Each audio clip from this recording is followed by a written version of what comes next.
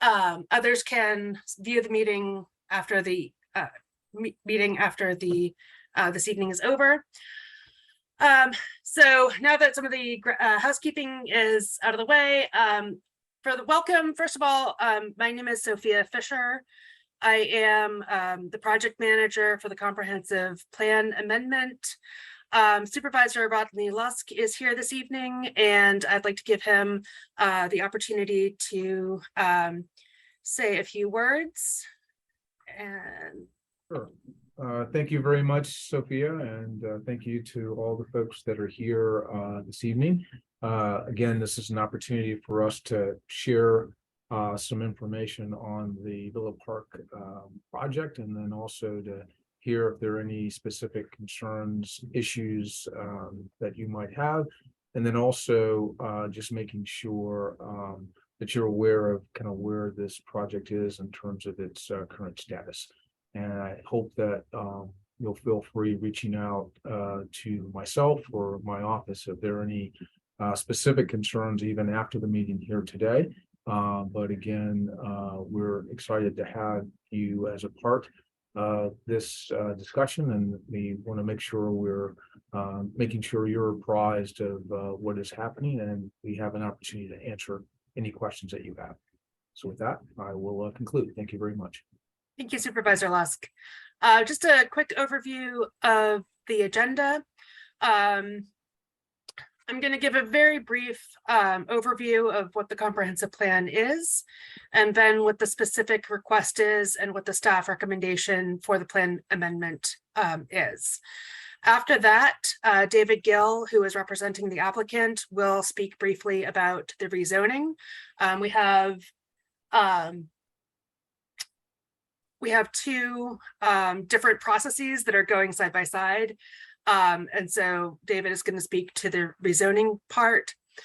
After both presentations have concluded, we will have plenty of time for question and answer. I am going to request that everyone hold their questions until after David's presentation, because your question may be answered as the presentations go on. You can put a question or a comment into the chat at any time. We have a colleague on staff, Graham Owen, who is going to help monitor the chat. So he can answer some questions on the fly. Some of them he might need to wait for me to be able to answer. But we are here to answer questions and to talk about the project. And you will have an opportunity to be heard. So getting right into it. Again, we're going to ask everyone to remain muted unless you're called on to answer a question. And then we're going to ask that people use the reaction buttons to raise their hand during the question and answer period so that we can make sure that we can recognize everyone. And with that, I'm going to jump into the comprehensive plan itself. It is a guide that reflects the community's long-term vision for land use into the future. It is a set of policies that we use to evaluate potential development plans. It's used by the Planning Commission and the Board of Supervisors to make decisions about changing the use of property, the different zoning options that we'll be talking about a little bit later. The plan is dynamic. So one thing to know about the comprehensive plan is that it is not a static document. It is a living document. And so we are processing a number of amendments at any given time that might relate to some examples include this plan amendment that we're discussing this evening. We're updating the public facilities policies. We have a number of other plan amendments going at any given time. So this is a dynamic living document that is always being updated to reflect new conditions that are happening in the county. And the plan amendment process, that's what we're here about this evening. That involves a lot of community stakeholders, community engagement, and is the reason that we are holding this meeting tonight. So there are a few key components to the comprehensive plan, and I'm not going to go through all the elements that are listed on the screen, but just to help you get a sense of everything that is in the plan. There's the policy plan that covers things like environment, public facilities, housing, land use. There's area plans that talk about specific things that will happen in a particular area. We've got a transportation plan map that talks about how the transportation system is expected to evolve. And then we have others, including the bicycle map. So lots of different elements make up the map, the plan. I wanted to touch briefly on the concept of residential density and how we talk about density in the comprehensive plan. So when we talk about residential density, we usually speak about it in terms of dwelling units per acre, and a single family detached neighborhood, that could be 3 to 4 dwelling units per acre. A townhouse community could be 5 to 8 dwelling units per acre, and 16 to 20, you're starting to get into garden apartments, and then 30 to 40, you're starting to get into mid-rise apartments. And so what we're discussing here today is a proposal to change this piece, the subject property, from 3 to 4 units per acre to 5 to 8 units per acre. And this gives you a sense of what that might look like in terms of changing from single family houses to townhouses.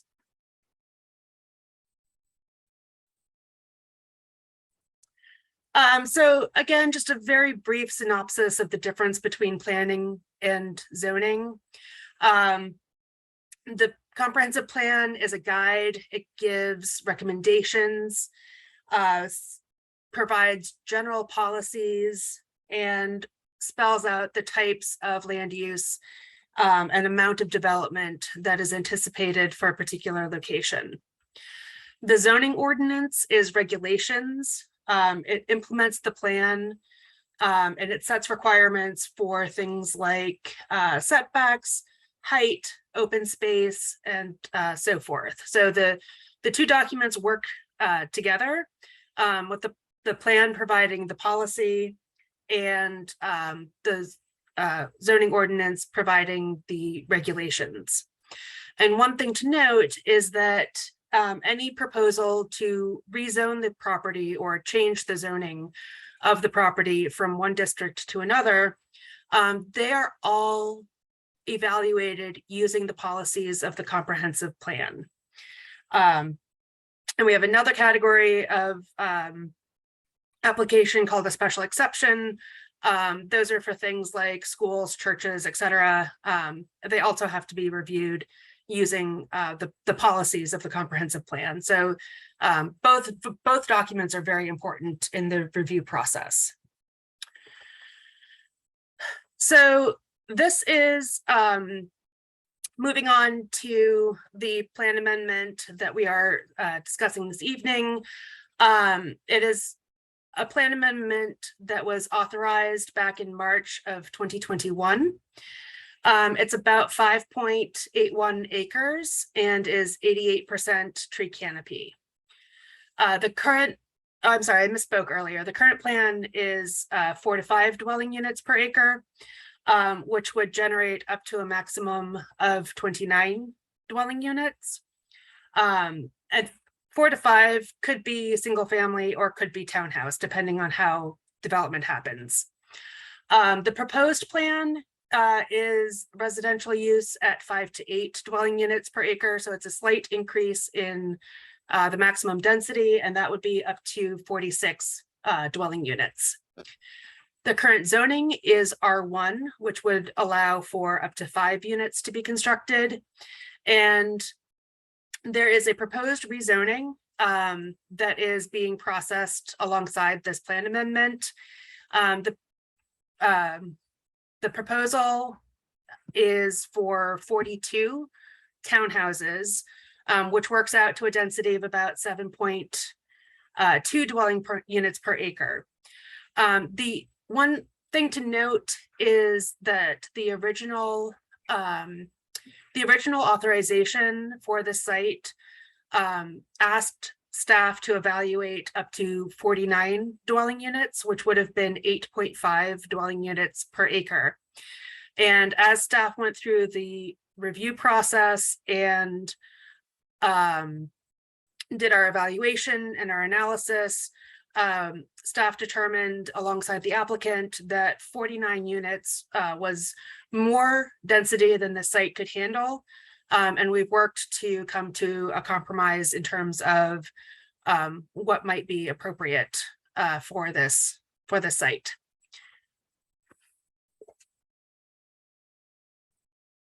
To give a little bit more context about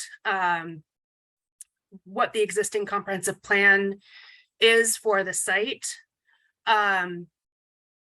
The site itself, as you can see, is outlined in red, and it is residential at 4 to 5 dwelling units per acre, with 5 to 8 dwelling units per acre proposed.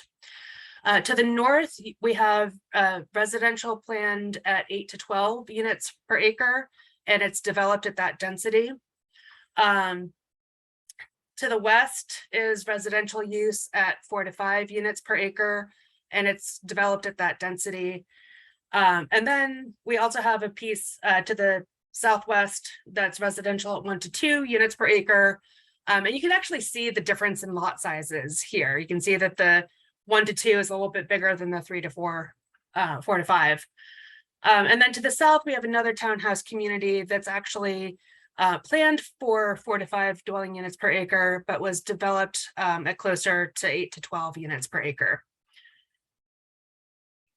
So these are a couple of images of the site as it exists today, looking in from Villa Park Road and looking in from Wesley Road. And then this gives a little bit of neighborhood context, and you can see that there's a real mix in the surrounding area of townhouses and single family houses. So when we're evaluating a comprehensive plan amendment, we consider a lot in terms of different factors. So one of the primary things is compatible development. And in doing that, we survey the surrounding area and we look at what types of development exist. And as I pointed out on the previous slide, there is some diversity in the existing development pattern. So there's both townhouses and single family houses. And this proposal would put townhouses kind of connecting the existing two townhouse communities. We look at buffering to existing residences. So we want to make sure that there's adequate setbacks and screening between the two uses. We look at tree preservation. In this site, as I noted previously, it's a very heavily vegetated site. And so one of the priorities has been tree preservation, which means maintaining as many of the existing trees as possible, with the caveat that, you know, any tree that's not doing well might need to be replaced, but really trying to keep as much of the healthy trees that exist today on the site, even in the post-development condition.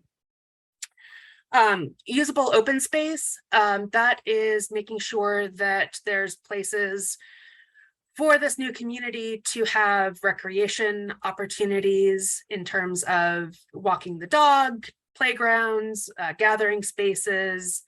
Stormwater management is always a key consideration, making sure that any water on the site is well managed and properly treated before it enters the stormwater system.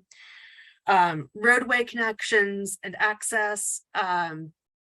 This is a site that has a proposed public street that would, proposed private street that would connect to a public street. And there's also a concern about making sure that there is secondary access to Wesley Road that wouldn't necessarily be a primary vehicle route, but it is for fire access and other safety issues. Having that dual access is important. And then finally, an impact to public facilities and infrastructure. So those are the factors that we evaluate when we are looking at whether or not a change in the plan is appropriate. And so the staff recommendation is to amend the plan and add an option to develop the site at up to 5 to 8 dwelling units per acre. One of the, as I mentioned before, one of the key considerations has been to preserve as many trees as possible, and we're accomplishing that through having a more significant tree preservation requirement than we typically have. Stormwater management provided on site. Again, the best practice in stormwater management is to retain and treat stormwater on site before it goes out into the public system. And then the primary access to Villa Park Road with a secondary access to Wesley Road. At the time we came and had a community meeting last September, we didn't have a published staff recommendation. So part of this meeting is to share the published recommendation with you. The staff report is available for you to read on the plan amendment website. And again, just to give you a quick update on the schedule, the plan amendment was authorized back in March of 2021. And we've been working very closely with the applicant since then to try to make this into a project that meets our standards as best as possible. We had a community meeting last fall, which was a chance to introduce this plan amendment. And I know the applicant has also done some community outreach on their own. We published the staff report a couple weeks ago, back on March 29th. We're here this evening to share that recommendation with you. And then it's going to the Franconia District Land Use Committee on May 1st. They have reviewed it once already, which is the practice is they review it and get information about it, and then we go back and they vote on it at a later meeting. And we actually scheduled the vote so that it could happen after this community meeting occurs. It is then scheduled for the Planning Commission on May 10th and the Board of Supervisors on June 6th. And I've noted a couple of times that there is a concurrent rezoning. And I do want to also note that hearings on that rezoning were indefinitely deferred, and we don't have a schedule for public hearings for the rezoning at this time. That will come in due time. So And just a quick look, I know David's going to talk about this, so I don't want to spend a lot of time on it, but this is the current, as of February 24th, layout that staff is currently reviewing. And that concludes my part of the presentation. As I said, David is going to have his presentation, and then we will have an opportunity for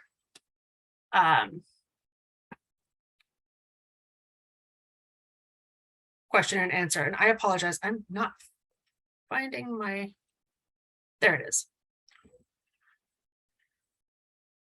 Okay. David. Appreciate it, Sophia. Thank you. And I think you've hit on a lot of the high points. My name is David Gill. I'm a land use attorney, and I'm representing JR Real Estate, who is the applicant for this particular application. And actually on this call with me are two executives from JR Real Estate, Baker, as well as Saif Rahman, who is the project manager and president of JR Real Estate. JR is one of the most experienced real estate developers in the region and has done a number of, frankly, exciting projects, and have been working on this project going back now since you saw 2021, and we're very eager to move this forward.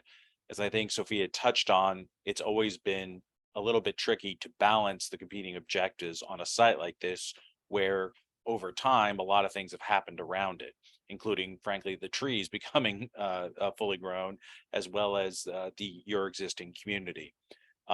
Sophia also mentioned the amount of community outreach. I was going back through my list, and this is, I think, Saif, correct me if I'm wrong, our 10th or 11th community meeting here. I know we met with individual HOAs as we've gone through this process to make sure they understand how the access works and how that might work. And I will say, I think Sophia is absolutely right when they've held our feet to the fire to try and get this right, and it's taken a lot of work to get to this point. She also mentions the concurrent rezoning. That is the next phase in this application. Our hope is that we can go almost immediately after this plan amendment. That was the entire point of filing a concurrent rezoning. And that's our goal, is to move forward here this summer to get to those public hearings, if not early summer on that. So we may be back in front of you for those particular applications. From that standpoint, I'll go ahead and go into a brief presentation that highlights a lot of what you already heard from Sophia, but also gives you a sense for how we thought about and viewed this project and a lot of the positives that we think this can bring. I'm going to go ahead and share my screen here. Oh, sorry, you've got to enable me, Sophia.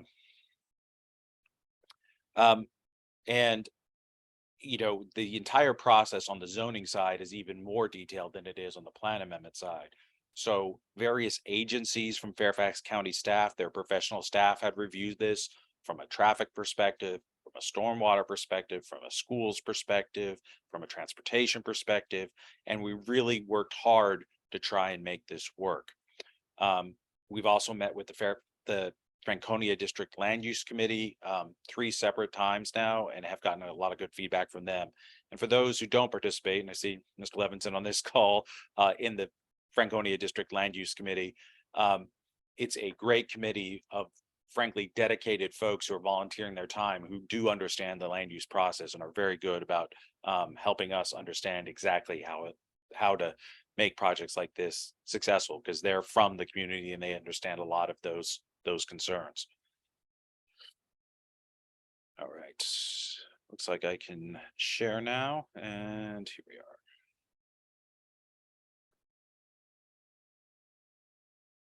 Hopefully everyone can see this, and I'll go ahead and jump into it. This is, again, JR Real Estate is the group. I am David Gill, a land use attorney representing them. The project overall is this 5.36 acres, 42 units, as staff mentioned. One of the things I do want to highlight is that we are achieving 47% open space, and that all of our community open space will be open to the public overall. So they'll function as if they are, frankly, public parks. Our trail system, our grills, our gazebo, our playground will all be open to the public. Beyond that, we've also looked at how this site can integrate into the community. One of the things we had heard early on was providing pedestrian connections. And that's because of its proximity to both Springfield Metro and to the Springfield Town Center. This just gives you a sense of the variety of experts that JR has brought on board: engineering, traffic, environmental, noise, geotech. These are all studies that have been completed early in the process before the plan amendments even been adopted. So a lot of these questions can be answered now rather than later on in the process when we get to the zoning and everybody goes, why didn't we think about that? So we've looked at this comprehensively. Here's again where the site is. And one of the reasons you can really see here is it's that sort of hole in the donut, for lack of a better term. Right here is the pedestrian bridge over 95. So if you wanted to have access from this community or from your community, surrounding communities over to 95, you will now be able to walk through this site and access the overpass itself. This shows the layout in terms of the amount of open space. Everything in gray would be open space, including tree preservation areas, and staff mentioned that. So a lot of these areas include tree preservations that exceed the requirements of, not just the requirements, but the goals of the ordinance in terms of going above and beyond and providing more tree save than would happen even if this were developed by right as an R1 potentially. There's several other areas in terms of surface park spaces here. There is additional grilling areas here, a playground here, a stone dust path that would be publicly accessible. We have extra large stormwater areas here and here for stormwater control, and then the private road connection from Villa Park to Wesley Road. Again, all the sidewalks, all the trails, and all the parks would be open to the public and accessible to the community as a whole. We've been working closely with the Grandview Association in order to ensure this access can happen in a way that makes sense for their community, and they are supportive of that and have submitted a letter to that effect, and we're excited to be working with them as part of that process. Beyond that, we've also provided access through to the community to the south through Franklin Commons, their existing access, so that pedestrians who were cutting across what has been this open area will now have a nice sidewalk network to do that. And I've got some nice renderings to show how that will look in context. One of the other things that is always comes up in a conversation like this are vehicular trips per day. So the difference is frankly negligible compared to what's existing. It adds roughly 8 cars in the AM peak and 14 cars in the PM peak at that intersection at Villa Park and Brockton Court. I want to talk about this one a little bit because this really shows it in context. This would be the off-ramp right here to the north. You can see the extent of our tree save that we're keeping with this. This is Villa Park here, just off the road. Wesley Road would be over here to the right. I like this one because it shows the type and quality that we're trying to achieve with this community. We're providing finished end units here and here that are visible from the public road so that it is finished architecture on all the sides and provides that buffer that we thought we could achieve with some of this stormwater here and stormwater here, and then our open spaces here and here. You can even see the trail here as it winds through what's going to be a tree preservation area. Sorry. Going in, this was what it would look like from Villa Park. So if you're driving along Villa Park and entering in Brockton Court here, this would be the view of the community, the type and quality of what we're trying to achieve here, walkable with sidewalks. One of the things I want to mention is every single unit has a 2-car available for parking in the driveway and 2 cars in the garage themselves. So a total of 4 parking spaces, which every unit. The total parking on site is 167 spaces. That's 54 more than the zoning ordinance is required. And frankly, staff has asked us to look at ways to reduce it further. You know, but that said, one of the things we've heard both from Franconia District Land Use Committee and from other communities that we met with is the need to ensure there's adequate parking here. So we've pushed back on that and really tried to keep that parking as robust as it can be. We even have particular proffers which will be in part of the HOA documents, which make it illegal and frankly enforceable by the county, even at the end of the day, that you cannot convert your garage or store things in your garage. They have to be used for parking. This is the Stringer Court, which is that court sort of in the elbow there of the community. These units represent what the existing homes are like, and gives you sort of the context of where our community would be behind it. I would also note that a lot of these units are eligible to pop up by right under your current zoning ordinance. So as time goes on and as there's more investment in the community, there's the potential for these units to pop up and be a little bit taller. So we think that would fit in well with the type of community we're establishing.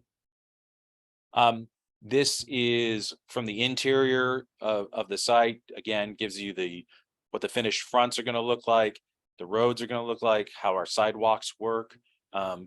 This is where some of that park space is. There'll be a playground just off to the right here. And then just one sort of final bird's eye view of how it all fits in. Franklin Commons here to the south, you could access the trail network and go either this way up or this way, and then access the community either way that way. We've spent a lot of time and effort working through this on the zoning side. So from our standpoint, we think we've solved a lot of this from the plan amendment side. We're not shooting the moon as far as density goes in terms of trying to match what we saw on the north and south, but instead try to blend that density so that it mirrors what we see happening between the two, and really try to create a transition. We're very excited about this. We think it'll be a positive for the community. We do have that support of Grandview and have some very positive conversations with Franklin as well. I do see a lot of questions popping up here in the chat. So Sophia, I think it's best if I turn it over and start listening some more too, so we can answer questions. Thank you, David. I have one slide to share. So if you could stop.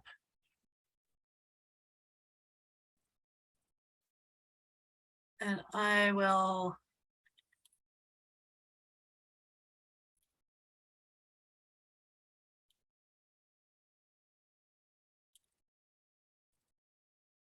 So this is some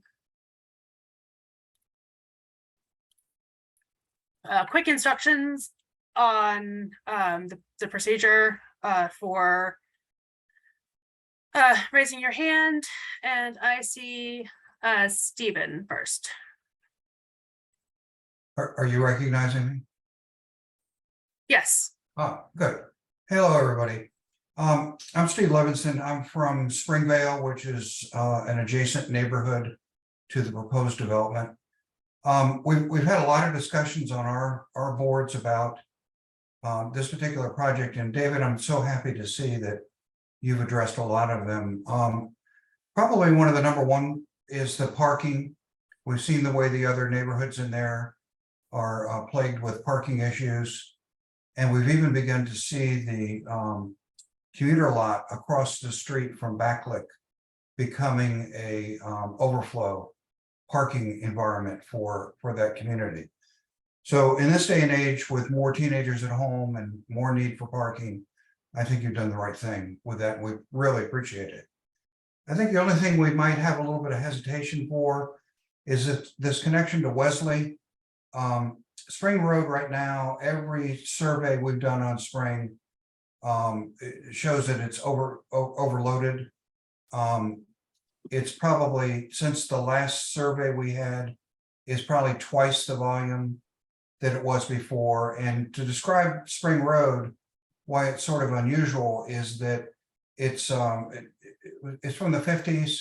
It's extremely narrow, and it's lined on, at most points, it's lined with a ditch for water on one side or the other. And if it's not, it's still extremely narrow going down there. So and no sidewalks at all. You have to share that with pedestrian traffic, bicycle traffic, and vehicular traffic as well. So we're very, very concerned about that in there. Now, is there anything that Wesley can be done at Wesley to restrict in some way the number of people who use it to go out to Spring? Or is that going to be just a connection? It looks like a cul-de-sac from the picture. Right, so interestingly enough, because Wesley is a VDOT maintained road, VDOT requires that be terminated in a cul-de-sac. So that's why that cul-de-sac is there. You know, from our perspective, it's a little bit of just frankly extra pavement, but that's why that is largely there. Now, VDOT, to their credit, has provided what is a modified bulb here, so it's a little bit smaller than normal to allow snowplows to turn around in that location, but that's why that's there. You raise a good question about the traffic calming measures. And one of the things we are happy to do is look at putting speed bumps, because it is a private road, through the connection to minimize those potential issues. It's also something that we've promised to do for Grandview, is work with the supervisor on an RTAP, which is what's called a residential transportation assistance project, which allows VDOT to place speed bumps as well, potentially on Villa Park, to help control speed there as well.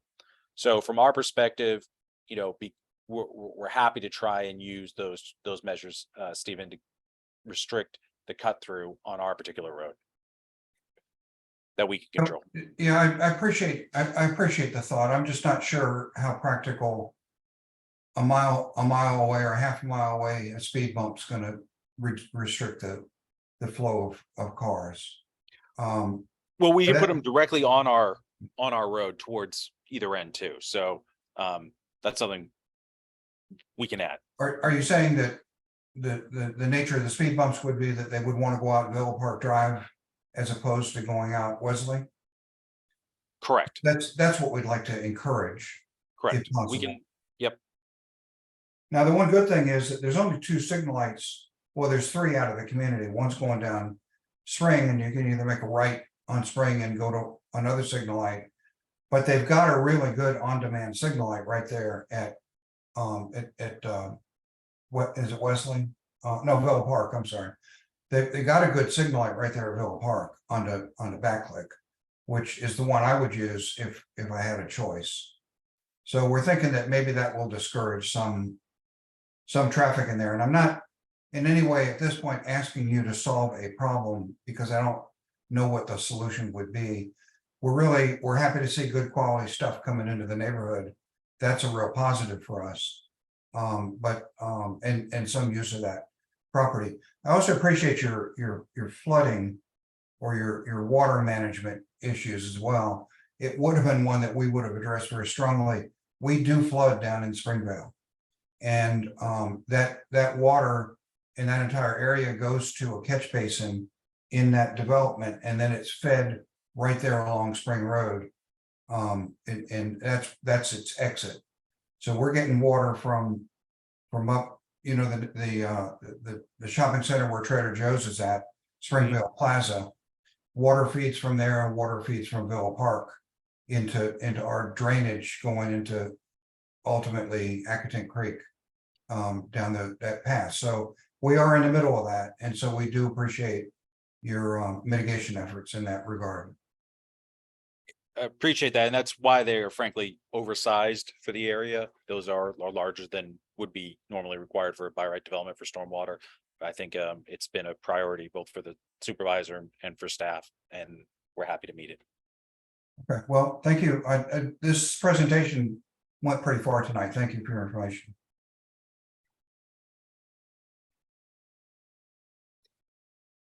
All right, thank you. I see Phil next. Sure. Thank you for giving us a chance to meet. I know last time we met, September 7th, the meeting did not go as well as I think you would have liked. To be frank, I didn't think it went that well myself. With that said, I do think you've done a better job of showing what you're looking at, what we're potentially going to be looking at. I do have some questions though, because the numbers just don't seem to add up to me. So you're looking at 42 units, and you were saying that at night, at most, we'd have a 14-car increase. Did I read that right? During your PM peaks. Which doesn't seem at all plausible when you would think that most of these dwellings are probably going to be multi-vehicle dwellings. So those numbers didn't really seem very honest, to be quite frank. I would have expected a pretty sizable increase of at least 42 cars or somewhere in the 30s or 20s. So those It's numbers. 14 per hour. It's 14 per hour. Per hour. Okay. Yes. That makes more sense. Thank you. The question that I have, though, specific to the zoning application. So I see on the zoning application, it's still proposed for R12. Is there a reason for that? No, it is proposed for R8, Phil. I'm looking has right not at it. been It says application information table, proposed zoning R12, 5.81 acres, proposed unit of measure acres. Am I missing something? Yes, in that this has not been updated with the most recent version of the zoning ordinance to reflect the R8. That is what staff has requested and we've agreed to. Yeah, and that's different. So that just has to be updated on the site, is what you're saying. Correct. Okay. And also I had a question. I understand that the Virginia Supreme Court recently struck down Fairfax County zoning ordinance amendments.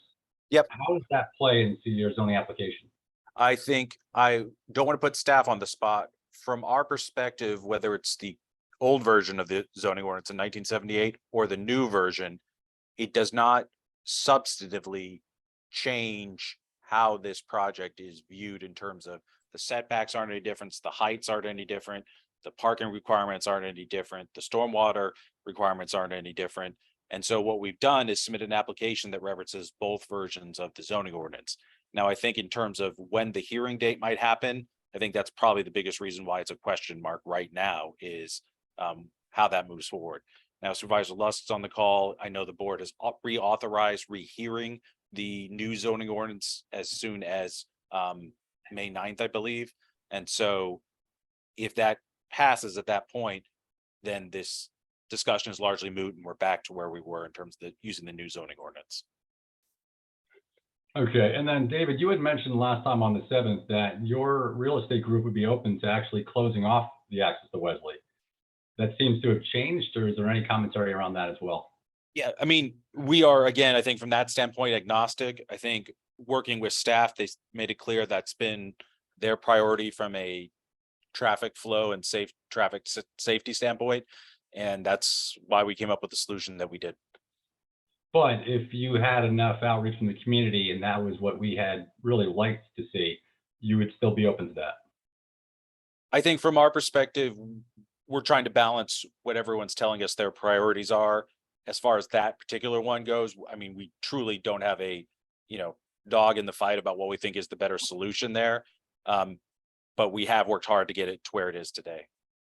No, I appreciate David, that. if I can jump in, Phil, so what we're providing right now is essentially an effective turnaround for plows that would come down Wesley instead of turning into someone's driveway to turn around or backing out onto the road from Wesley.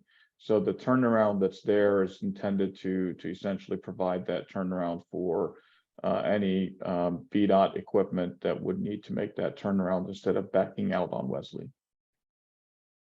The traffic studies show that more than 90% of our vehicle trips are out to Villa Park and not through Wesley, simply because when you look at where the traffic would be flowing, it'd be flowing out to Backlick Road from this development and into this development from Backlick Road. And that's where 90% of the vehicle trips are. Okay. All right. Thanks, Val. I think Happy. we're Yeah, gonna move on. Yeah. yeah, move on. We'll probably have time to come back, Phil, if you have another question. Mhm. Scott. Yep. Good evening, Supervisor Lusk. We met when my son came and visited you with the Cub Scouts and to the Planning Commission. I live in the neighborhood. I do have also some similar concerns. I was honestly aware of the 7 September meeting, so this is not our first one. I also agree with Phil and Stephen. My biggest concern, obviously, is traffic and the long-term impact on the construction, which is a comment I put in. So one, yes, maybe Villa Park is the primary exit point for the development out to the light at Backlick, but I drive that light almost every single day, if not more often. And Backlick Road itself has greatly increased in traffic. And I'm wondering, one, have you looked at that? Because one, NGA down the road, the other construction and longer term development plans, like if, you know, we ever get FBI at the GSA Center or anything else, and how that's going to impact. Two, you say Wesley isn't going to be the primary, but most people are actually going to go out on Wesley if they want to go over to the Giant Shopping Center, out the back way onto Spring Road in order, because that's what I do, coming in from the neighborhood. That road, I agree, Stephen, that, you know, Wesley on that road is a very narrow road. Also going down Ridgeway, I think, down to the back roads like Calamo and the others. It's not designed for a large percentage of vehicles going down those roads. I don't also agree that your numbers are right. Saying 7 cars per hour, I highly doubt that that's the number. I think it's much higher than that, especially with that number of homes and that many number of potential vehicles per parking spot.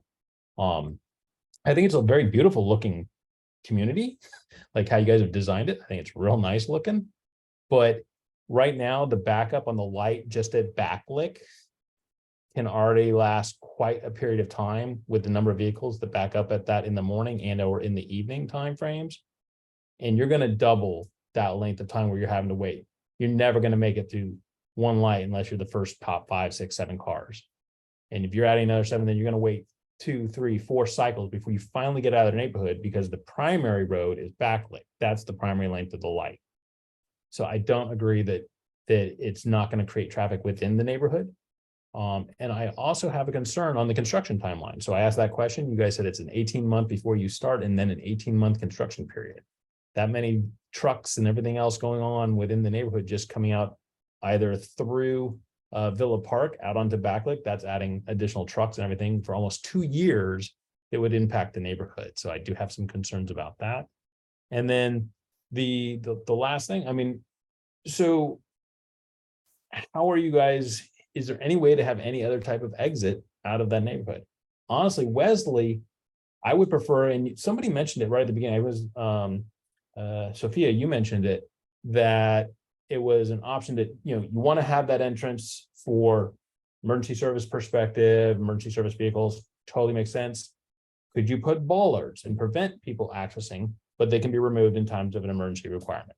You know, with a lock, where the fire department has the key, you can unlock and remove the bollards, get a truck in there. Has that been considered? Yeah, that's more of a rezoning piece. That's not something that we look at from the plan amendment standpoint. Remember, the comprehensive plan is a policy document. And so when you're talking about some of the specifics, like, you know, type of connection, so that the policy would call for a connection, and the implementation piece, the zoning, would work out what type of connection that would be. So that's maybe not as complete an answer as you were hoping for, but that's Right. the way it sort of breaks down. And the concern on the water issue that I've seen several people commenting about as well. I'd love to say you guys are all developing really great, you know, flood hazard ponds, but I can say that here, at least in the Caton Woods neighborhood, back during Hurricane Isabel, I think, that came up up the path and hit our area, 90% of the homes in our neighborhood's basements flooded because that water retention pond backed up the entire system. So how you're going to impact on the water mitigation perspective is another big concern. So Scott, if you'll allow me to address that for a second, we've actually, you know, usually you don't do detailed stormwater calculations until further on in the process. We've decided to actually go ahead and do that, and which is why we've oversized the 2 facilities that are on site. It's actually going to be a much oversized facility that will treat over 98% of the water that's on site. The 2% is because there are areas that we're not obviously developing, which is some of the tree areas that you just can't, you know, because you're not developing the areas, you can't take the water from them, but it'll be percolating. And that facility is going to be connected by underground pipes to the bigger facility that has recently been completed at the county at Ben Franklin. It's at the corner of Villa Park and Ben Franklin, I think it is. There's a new facility that was constructed there in the last few years, and we were able to get the plans from them. So we have ensured that the facility that we're designing is oversized. The site, we've already graded the site, or we've developed a plan for the site to grade it to those two facilities completely. So I hear you. We will be treating some of the water that's coming off of some of the older communities around us, just simply because no facilities weren't created for them when they were built. And we've designed our facility to handle that. And then the last question, and this is more Okay. just the Sorry, Can I Scott, ask one question. There's one question. before you ask your question, just a reminder again that we all need to speak slowly so that our interpreters can Sorry. can translate. So the last question I have, and this is more of a just not self-serving, but just instead of a playground, have you considered a community pool? Because that is the one thing this whole community does not have. If you want to add to maybe people being happy about something, I know my wife would appreciate that. That's a great question. The problem with a community pool is it requires a significant number of homes in an HOA to be able to actually afford its continuing costs. Typically for a community, you would need around 200 homes for a community pool to be sustained by that community. So the other problem is it's just the size of the site wouldn't allow for a large clubhouse and pool on this site. We're already having, over an acre and a half, I think it is, of tree preservation and almost 2 acres of open space. So it just wouldn't be feasible to put a pool on the site to do that. Okay. I appreciate your responses and understanding the concerns. Thank you, Scott. Burl.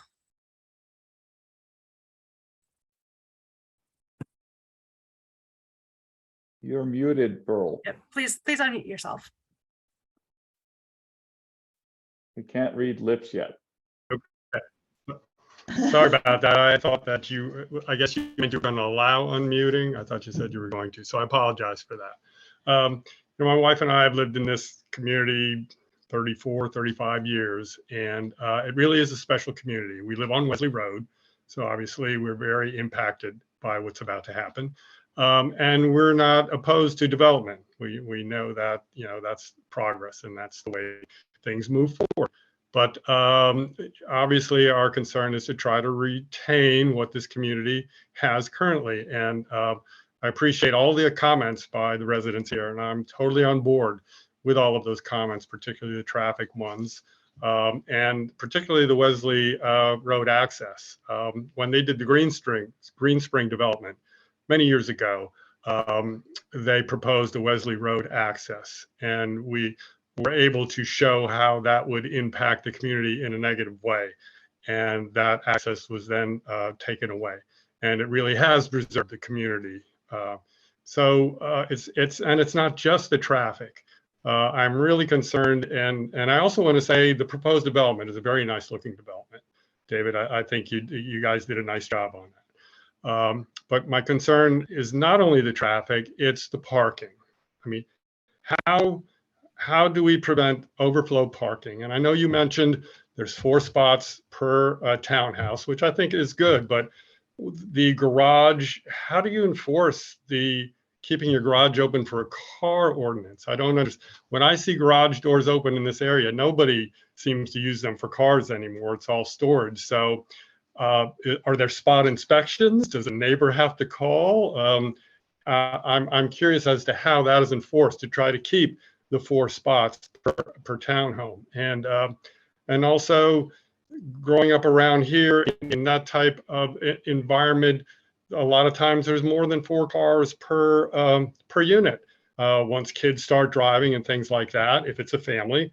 So I'm really concerned about the parking along with the traffic. And is there any plan, or what can the county do? Currently in our neighborhood, virtually nobody parks on the street. and with a few exceptions, but even on Wesley, it's very, very rare anybody ever parks.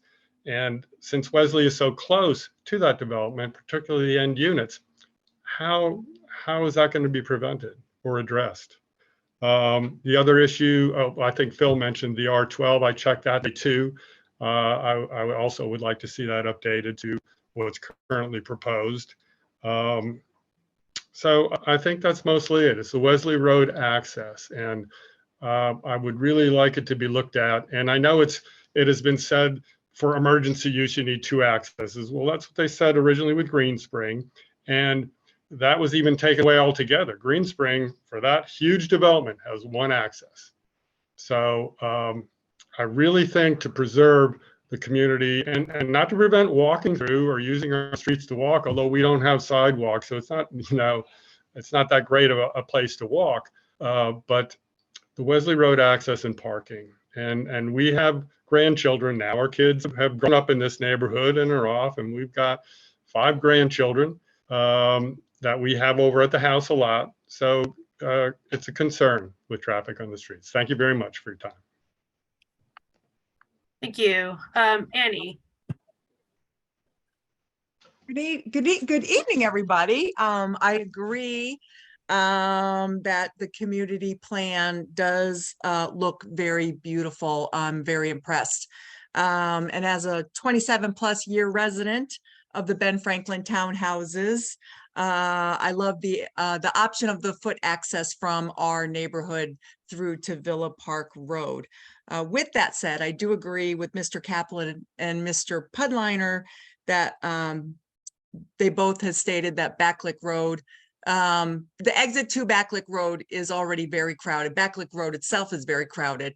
Luckily, Chick-fil-A has moved, or there's a new store for Chick-fil-A, so that has helped with the traffic flow over there. But just getting down and up Backlick Road during rush hour traffic is particularly crowded and slow.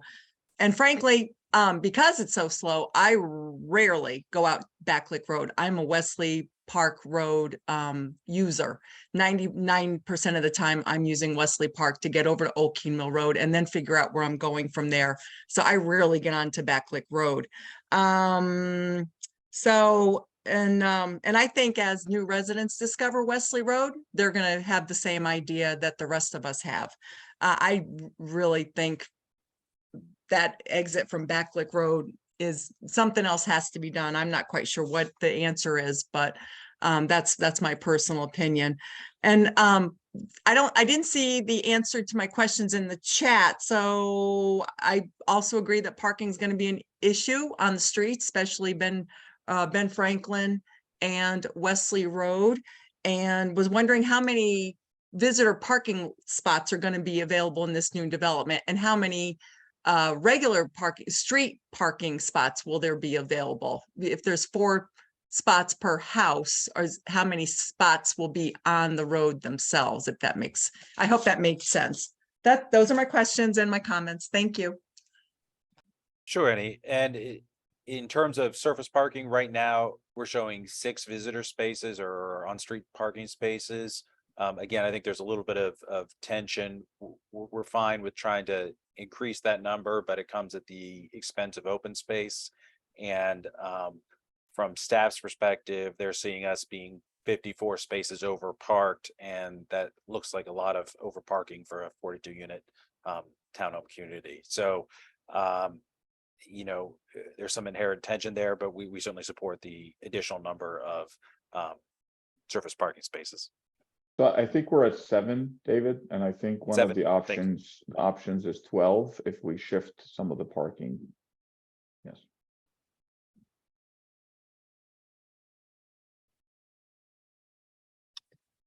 Thank you. I see Steve.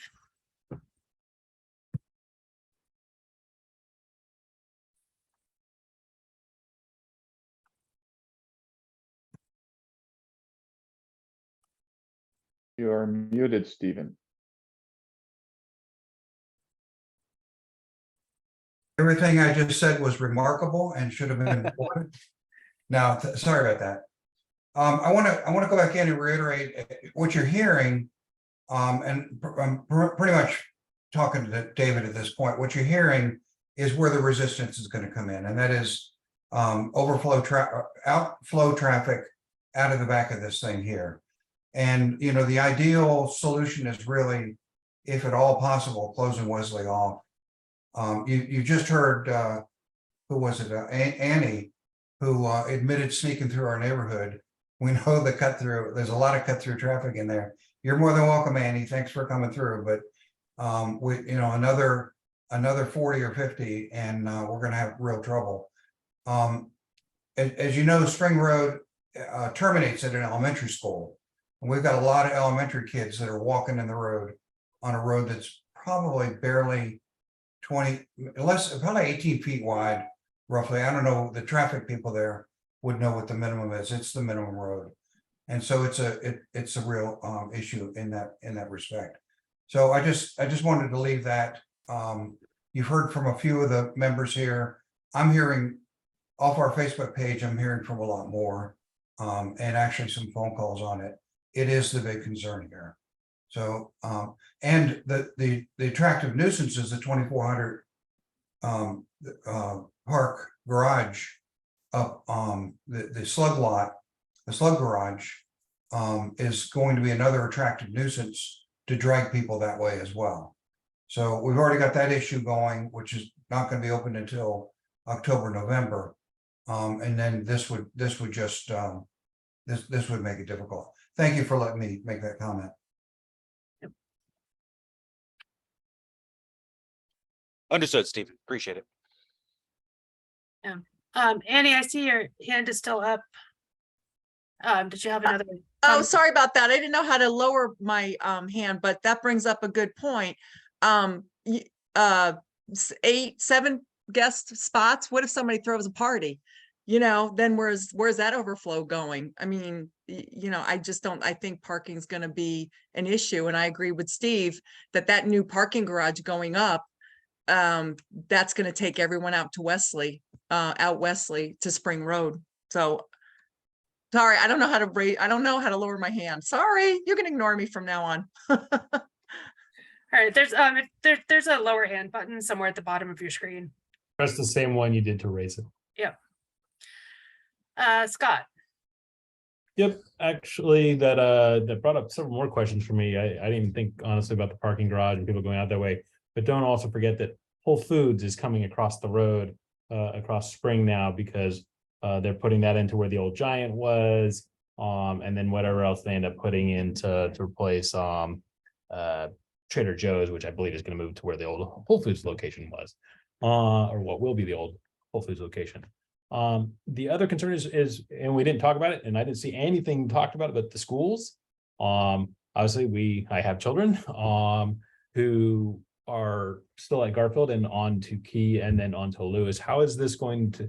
Is there an estimated number of additional children that will be added into those townhomes that will then impact the schools, and how is that going to support? Because Garfield is already a Title I school, and with all of those other concerns related to that. There's a great question on the school, Scott. And as part of the zoning process, the Fairfax County Public Schools does a fairly detailed memo that outlines what they think the potential student generation is. It ultimately will depend on the final type of unit. For example, like a townhome typically generates 0.4 of a student per unit. And then they have even more detailed analysis about how those particular units will feed into the pyramid in terms of the new students generated.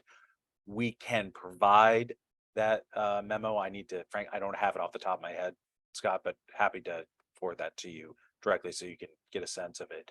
And then on top of that, we have to make a $12,262 contribution per unit per student generated towards the schools for the capital contribution for any improvements at those schools in the particular pyramid to be served by our development. And that is how the county has handled it, frankly, county-wide, in terms of ensuring there's adequate resources to handle the additional capital burden of the student bodies. I understand that. However, Garfield just went through a complete makeover, probably 7-8 years ago or so. because it was being completed as my child were coming into Garfield. So they're not going to redesign the school again, I believe, to handle a large percentage of additional students. And Garfield is actually the smallest school, or one of the smallest schools in the Fairfax, just in Fairfax. Mhm. So a large percentage of student increase into that would definitely impact the school greatly. Yeah, and the way the schools would view it is plan to plan at this level. So we're going from potentially 29 units to 42. So that's 13 additional units. And at 0.4, we're talking, 5 to 6 students generated above what they should have been, the school should have been planning for to date. And then that's really that delta that we're talking about here. And then it would be obviously distributed between elementary, middle, and high school. Okay, but then I would also then just a final, recomment. I agree, if at all possible, limit or not allow access onto Wesley Road. Mhm. If at all possible. You said that's, still an open for debate question, and it's honestly not up to you, I guess. But that is an open debate. But I would third, second, fourth, fifth, my hand to that answer. And the concern on additional visitor parking, because I know I go anywhere else to, visit friends who live in a similar neighborhood, and there's 6 visitor parking spots, and that's it. Where are they going to go? They're going to go park on Wesley and walk in. They're going to go to Ben Franklin. They're going to walk in. They're going to go out on the Villa Park, which has definitely no additional parking for the residents that are already there. So you're going to have a massive inflow of vehicles into the rest of the neighborhood just so they can park and visit their family, their friends, their party, their whatever within the neighborhood. Thank you. Phil. Thank you. So David, last time we met, we had asked, what your target sale price is for these units, and you didn't provide a figure. And you now have your real estate group here. You guys must have done your research on what you're hoping to sell these for and list these for. Whereabouts are you? Sure. I mean, part of it is, crystal balling it, because what the market would be, 36 months from now when these things are actually being delivered may be very different than today. But Saif, have you put any thought to be able to talk, sort of broad parameters? So we've actually looked at, what would be the pricing, and we, unfortunately, the market has just been so volatile. If you had asked me, a year ago when we expected this to come, I would have said these would have been in the 6s, maybe high 6s. But at this point, it's just too volatile by the time we get to the time of build for me to accurately answer that question with any confidence.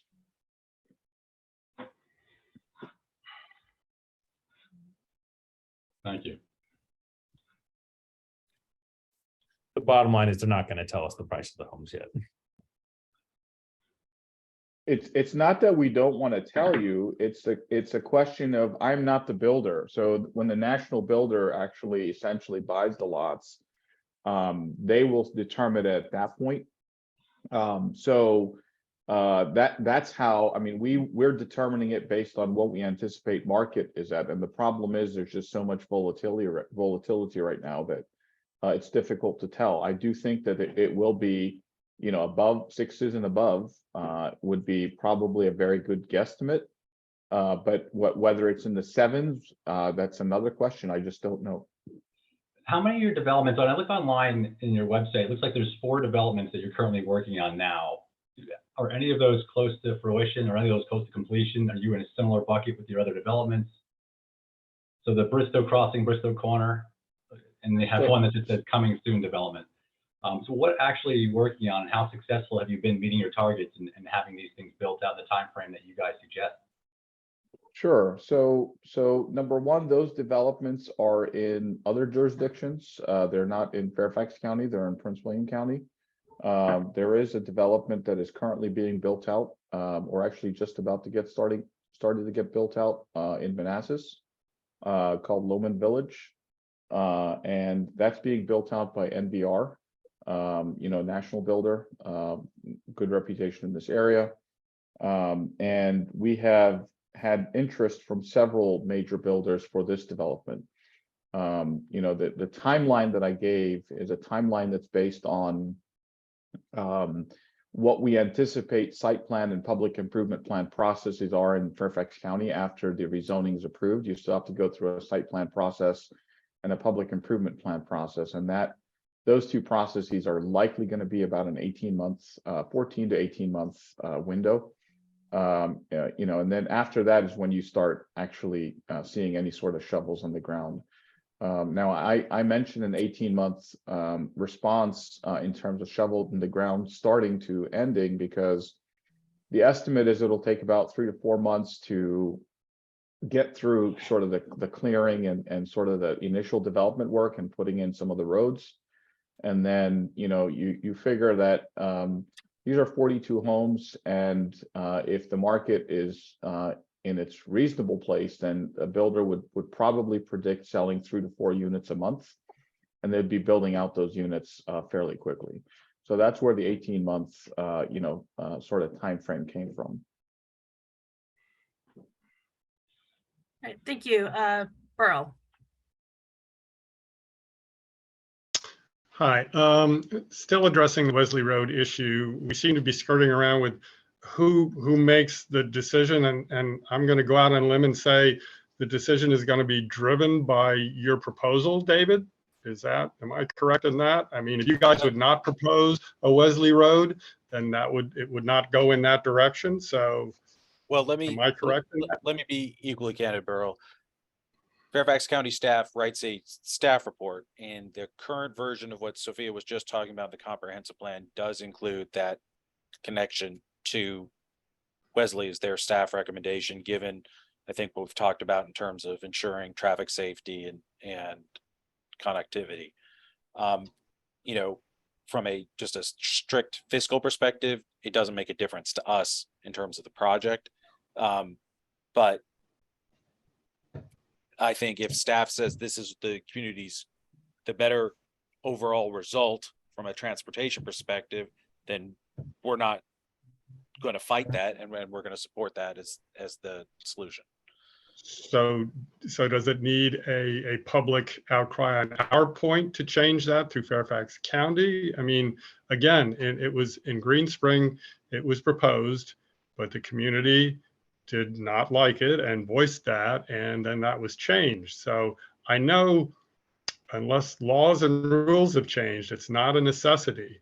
It's a nicety, but that nicety affects an existing community very greatly. So I guess I'm even asking you, Sophia, or somebody from the county, how do we move forward with trying to get that access closed? Because, and that really doesn't change what I see as a parking issue, because people are still going to park on Wesley and are going to walk into that community if there's not enough parking, particularly on weekends and for parties and things like that. So how can we as citizens move forward to try to prevent that access? Sure. Well, I mean, Supervisor Lusk is on this call, so that's the first, you know, I certainly wouldn't speak for the supervisor, but he is here and listening.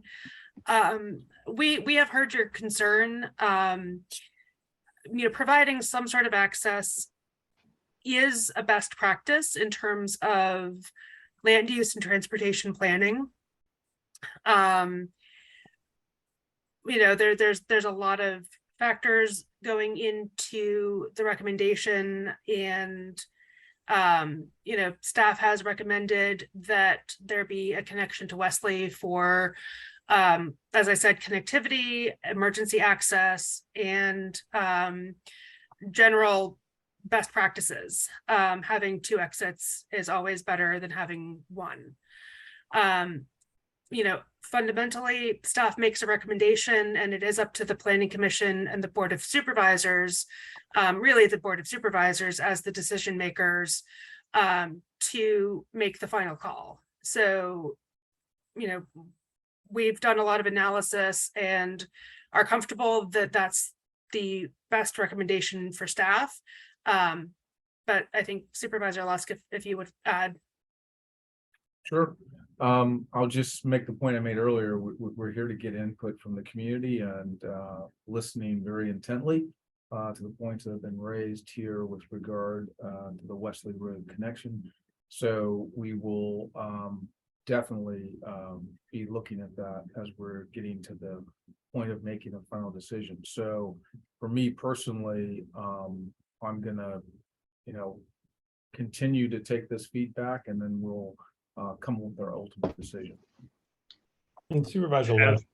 Love, I greatly appreciate your consideration.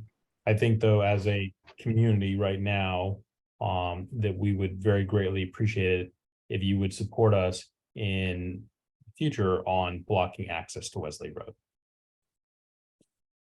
I hear you. And again, what I typically do, and I'm not trying to be kind of evasive, is that there's a public process. So this is a part of the public process. So I'm here on this call. I'm listening. I'm actually writing down the notes. You can see I've got a whole list of notes here.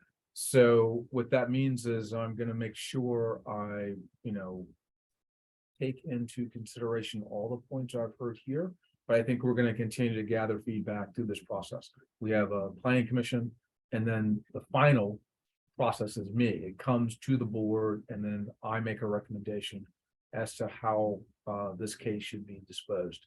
So what you've done here today is you clarified for me where the folks on this call are. And if there's others who want to weigh in, I'm open to hearing that feedback as well. Supervisor Lust, thank you for listening to us, and we appreciate what you do for our community. Sure. Thank you. I see Annie. Sorry about that. I lied. I do have another question. Going back to the house prices, there is a rumor going around in the neighborhood. I did not start it. Not me, I promise, that these houses are going to be low income housing. Is there any truth to that? Absolutely not. These will be market rate housing, and given the extent of the infrastructure we are installing here, the sidewalks, the parks, the stormwater facilities, they're all modern.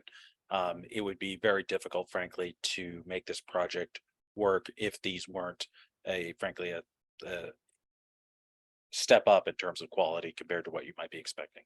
That's exactly what I thought, and that's exactly, honestly, what I was telling people, but that rumor's still going around, and I'll squash it again as much as I possibly can. Yeah, Thank And to be you. fair, in the September 7th meeting, one of the faculty from Sophia's side had mentioned that that was a possibility, that was an attraction point, but that has clearly been confirmed not to be the truth. But it wasn't like that rumor came out of thin air. That definitely was a talking point on September 7th. So let me clarify. Section 8 housing was never discussed. There was at an earlier point in the process a proposal for workforce housing, which would still have been a for sale unit. It would have been priced a little bit under market rate, but it was not Section 8. That is usually more found in more dense developments than is what is being proposed here. And there are, Section 8 is a valuable piece of the affordable housing puzzle, but it is not what is being proposed here and never has been, and no one on staff ever said that. Yeah, and I want to make very clear, these are market rate units. The initial plan had 49 units, 7 of which were supposed to be workforce units. Workforce units are essentially units that sell for maybe $40,000 to $50,000 less than market rate units in order to have people that are at a specific. Workforce is, I think, 80 to 100% AMI, air median income. So you're talking about folks that are making about $110,000 would be able to afford the units. I agree with the workforce units. I really, really do. But I'm just telling you what the rumor is around the neighborhood. And I honestly, and I'm sorry if I misunderstood months ago, but I thought I also heard that low income housing was like whatever, What? you No got one mine. mentioned Section 8. I don't want to put anybody out there. And Sophia, no one said anything about Section 8 September 7th, but one of your colleagues absolutely did say low income at one point. So it's not like the public is just hearing this stuff and acting out or not doing stuff. It's So if I may also clarify the record, I learned after the September 7th meeting last year that a flyer had been distributed in the neighborhood that had false information. With a rumor about Section 8 housing, and it had my name and contact information on it. I actually received a picture of that flyer, so I know it exists. So I'm looking at a flyer that I passed out. It was your flyer. What do you think? Open to 49 townhouses are proposed by Villa Park Road. Phil, Participate in the September 7th meeting. I'm looking right at it. Phil, I never said you passed it out. I'm saying that there was a flyer that was passed out in the community that had false information on it. I received a copy. I'm not going to discuss this further, but I think that might be the basis of some of the confusion in the community. Yeah, and let me settle this once and for all. These are market rate units. They will, they will be selling, like I said, I wish I could give an exact price. It would be in the 6s, maybe the 7s. The question that came in the chat from the Fa family, whether a builder could change the plans. No, once a plan goes through rezoning, we are essentially proffering to compliance to the current GDP that's on the plan. Any change to that plan would have to go through, a significant change to that plan would have to go through a public process to do. The only change that may occur is during the site plan process, if we determine that we need, to engineer more stormwater management or do something else, it may end up losing a unit, if anything, but not gaining any units than what you currently see on the current plan. Any significant change to the current plan would require a public process to change. Thank you for clarifying. Appreciate it.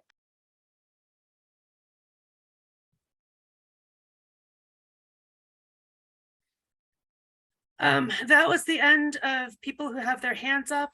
I'm not seeing any new questions in the chat. Are there any additional questions? Sophia, if you'll allow me to add, folks, I grew up in this area. I'm a local to the county. I went to Mount Vernon High School. So it's, I am a local, and I still live in the area. And I actually sometimes am invited to give the sermon at the mosque that's on Backlick Road. So I know a lot of the folks that are living in Grandview communities, and I've had many meetings with the folks that are in the Franklin Commons community, and we had picnics so that we could make sure the word gets out. I am happy to speak to anyone about their concerns. Our intent is to make neighborhoods a better place to be, and we value actually feedback that we get from neighbors, in the process as we go through this. Even though we will sell this to a builder eventually, please, I'm happy to give my number out, my email out, and I'm happy to speak to neighbors even as the process is going through, if there are concerns that we can help to address as things happen. Our intent is to be, a member of the larger community and to be a responsible developer as we move through the process. Thanks, Dave. Scott, one more question from you. Oh, yep. So I do actually have one question on that. Obviously, a large percentage of the community in the front area of the neighborhood there does go to the Medina Mosque across the street. Have you guys considered any development in helping make it a safer passage for the number of people that are going there? I would expect the numbers potentially to increase into supporting that mosque. So have you guys considered any type of additional development to help improve the safety of the people that honestly have to cross the street? Was it 5 times a day, I believe it is? So have you thought about that? So Scott, the way development works, we are asked to mitigate what our development causes. That crossing point for the mosque, I believe the mosque, I've spoken to their leaders, they are actually looking to purchase another site. They're actively looking to do that because I think they've outgrown their current area.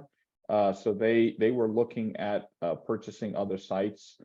They even considered this land at one point, and I explained to them it would probably be problematic in terms of a budget for them to do that because of how much it costs, to develop raw land versus finding a building that's there and going through a special exception process. So I think you'll hear in the near future that we will likely be relocating to another place, in the future. In terms of infrastructure, what we are providing is we are connecting Franklin Commons community where their opening is, and we will have an agreement with them to actually create the path right up to their line, so that those folks can walk through this community on a stone dust and then through a regular concrete sidewalk. What we'll also be doing is we've proffered that we would work with the Grandview community through the RTAP process to potentially put 2 speed humps on Villa Park Road as part of a traffic calming type. They're worried about the kids crossing the street from the townhouses on one side of Villa Park to the playground on the other side. So we have proffered to help with that. And we are lining up. We're actually, we had to get, 66% of the Grandview community to agree to grant us an easement so that we could line up our entranceway with Brockton Court so that it's not an offset entrance, essentially. I think as of today, we got our last yes vote. So we have an agreement with the community for that, access point. So those are some of the things that we will be doing in terms. I think the biggest thing is kind of figuring out how to make sure people aren't zooming down Villa Park Road.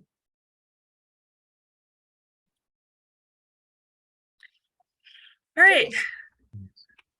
Sorry, I'm trying to ask my son if he has questions because he's here actually this evening as part of his Boy Scout has to attend a community meeting. Oh, well, welcome. Asking him, like, does he have a question? What troop? He's in a 50. troop 50, which is out in Annandale. My son is troop 860.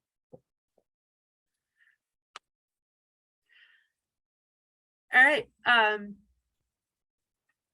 Well, thank you all for taking the time to join us this evening. Definitely gotten a lot of valuable feedback. Burl. Thank you. Thanks, everyone. Yes, thanks again for letting me speak one more time.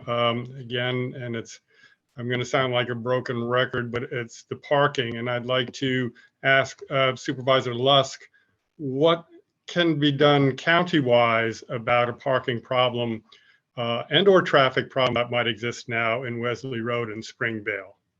I mean, supposing the projections are much worse than they thought, and there's a lot of places in Wesley where you can't park without taking up an entire lane, but if you're allowed to park on that street, then that's what's going to happen. What can the county do to address the issues? Yeah, so I mean, for public streets, you might be aware we're not able to prevent people from parking on public streets that have that available parking. We can certainly look at those neighborhoods where they might have issues because schools or other entities are parking in their community, and we could have a restricted parking permit process. That is something we could look at and consider, but there are requirements for that. You have to meet those requirements, and that's something we'd have to, ensure is the case.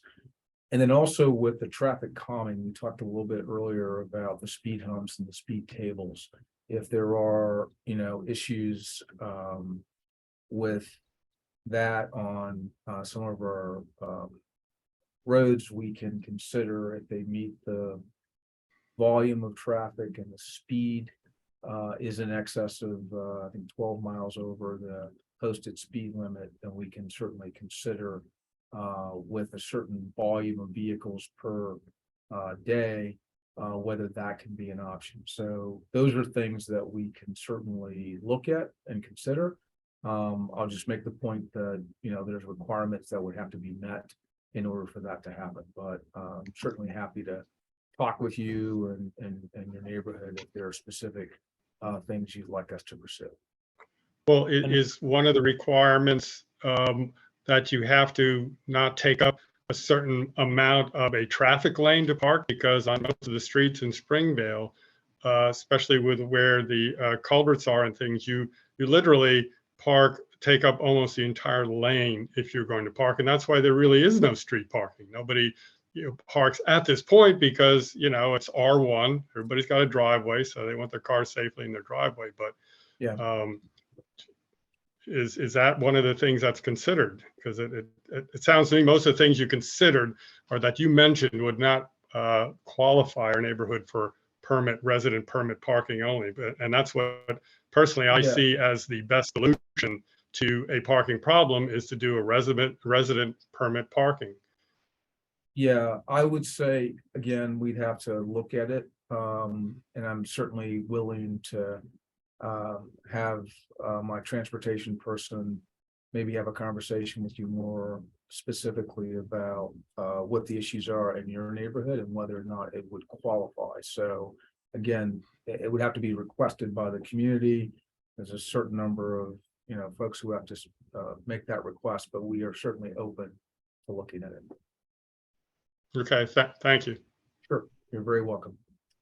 One other question regarding that, just the traffic and on how the county impacts. So because of the additional traffic that I think we'd all expect going out Wesley Road down to Ridgeway and then either Oriole or Calamo, is right now it is a single stop sign direction. There is a lot of cross traffic that comes often at high speed down Calamo and or Oriole. And it's not a 4-way stop sign. So would that be considered with additional traffic? Because I have no doubt, I haven't heard of it happening a lot, but at some point in time, someone's going to come flying down Oriole and completely T-bone somebody that's going through the stop sign, because it's hard to see around the corners, especially in the springtime when the trees get all the leaves back on. Vehicles coming down those roads. Yeah, this will be, again, this is going to be a VDOT related question. We're happy to engage them at a particular intersection or roadway. So we'd have to make a specific request. We do this fairly frequently in the office. Again, I don't control VDOT, so this is based on their standards and their protocols and requirements. But clearly, this is something we could certainly take a look at, just as I mentioned earlier with the speed tables. We just have to identify the location and then ask VDOT to do a kind of a survey and a study, and then report back to us what recommendations they would have for that particular intersection in terms of the stop signs, stop bars, or traffic lights. We let them decide what's the best protocol. I don't see lights. I see stop signs. I just was saying, it's a series of options. Would that have to be done after all the construction is done and now we see how many vehicles are going through on road time, or can that be done in advance? If you're saying that there's a problem today, we could certainly do it today, but I guess the point is, VDOT's going to be measuring this against their own kind of standards and protocols. So the number of vehicles, the concern about the safety of those who are driving on that roadway is going to be taken into consideration. So if you have more vehicle trips, you have more, people walking on that roadway, then you certainly have a higher degree of risk. So I would say that would influence VDOT's decision. But again, it can decide when you'd want us to look at it. We can do it now, or we can do it later. Just give me your thought in terms of what's best. Supervisor Lusk, I think it would make a lot of sense for folks to consider starting that process now, if that's an issue. We did the detailed traffic analysis for this, and the number of trips heading down to Calamo from this development is so insignificant as to what's currently there right now, Scott.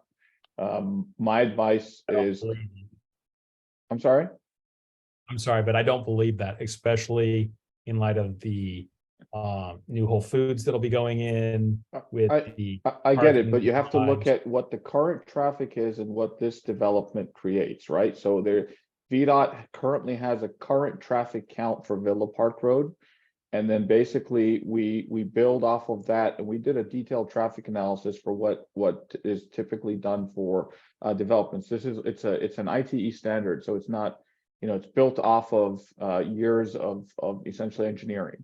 But regardless of that 200 vehicles a day to 4,000 vehicles, for example, is not going to tip VDOT one way or another, which is why I'm saying it may make sense, if that's an issue that you're talking about right now, to actually look at that. Grandview had actually already started an RTAP process. I think Camille is on the line here because they had an issue, and we're going to try to help finish that process because it just never got taken all the way through to look at the calming measures along Villa Park Road. But what I would say is it makes sense, if you're seeing that that's a problem, to actually address it now, because in terms of the number of vehicle trips, when you look at a VDOT standard that are going to be generated from this development, it's not going to be significant to tip VDOT one way or another. So Scott, if you want, you can call the office here, 703-971-6262. And my transportation coordinator is Aaron Campbell. I'll talk to him tomorrow and let him know that you'll be calling. Okay, no, I appreciate that. I can give you a call on that. And then the last question, and it's kind of like the access points, is there look at access points out of that neighborhood over to the kind of the bike lane that goes up Fairfax County Parkway. So from bicyclist perspective, has any more research been done into that? Because if you come out over where the whatever the neighborhood that backs up to it, I can't remember the name, around the corner. You come through there's no easy access yet to the bike path that starts over by Green Springs. You can go through the back way and through the road, to the partial path, through the dirt road. There's an actual elevation difference between the VDOT right of way and where our property will be. So we're actually going to have a retaining wall back there, Scott. So there will be no easy sort of access point to do that. And it's right at the off ramp, if you will, where you make the ramp from Backlick to the Parkway, is where our property touches the right of way. So essentially, there'll be a retaining wall. I think it's 4 to 6 feet in that area, just because of the elevation difference between, the VDOT right of way and our property. Are you building any type of sound walls or anything like that? They're gonna have to be put in. So we'll be putting fencing along the backyards of the houses that are along the Parkway ramp. They will be composite material fences that will have a sound rating. We've completed a sound study, and we've proffered another sound study, if I'm not mistaken, before the site plan is completed. Okay. But from the neighborhood perspective, the houses that are there will act as an effective sound wall for the other neighborhoods.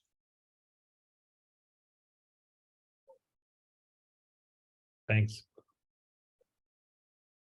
If I could just make one more comment, this is Annie again. I'd like to chime in on Mr. Kaplan's comments. A few years ago on a very icy road, I slid through the intersection of Ridgeway and Oriole Avenue, and and that's one of those intersections that's not a four-way stop sign. And I was really lucky there was not a car coming that could have T-boned me. So I agree. I've been kind of wondering how to go about getting four-way stop signs into some of these neighborhoods. So, and I slid down Ridgeway. There was no stopping my car. It was pretty scary. So I'm with you, Mr. Kaplan. Whatever I can do to help. I'll give them a call tomorrow to ask that question, what the next step is for that. Thanks.